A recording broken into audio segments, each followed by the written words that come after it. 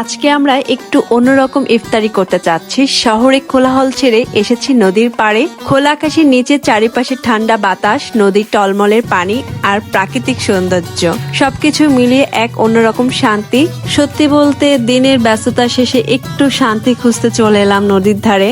আর আমরা আসলে সবাই মিলে এখানে অনেক মজা করেছি। ঢাকার মধ্যে এত সুন্দর একটা প্লেস পাবো এটা আমরা আশাই করিনি। থ্যাঙ্কস ফর তুহিন ভাইয়া এই প্রোগ্রামটা উদ্যোগ নেওয়ার জন্য।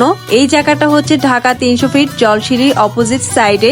সুন্দর একটা পরিবেশ ছিল আর আজকে ওয়েদারটা ছিল মেঘলা আর ঠান্ডা ঠান্ডা বাতাস ছিল।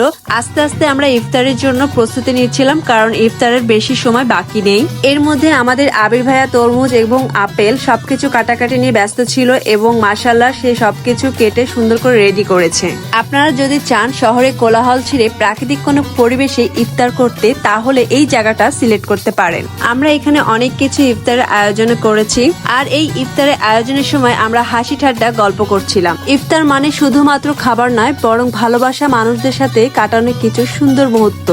সবকিছু মিলিয়ে এক অসাধারণ অনুভূতি। এমন পরিবেশে ইফতার সত্যি এক অন্যরকম শান্তির নাম। এই সুন্দর একটা মুহূর্ত আপনাদের সাথে শেয়ার করলাম। আশা করি আমাদের এই আয়োজনটা আপনাদের কাছে খুব ভালো লেগেছে।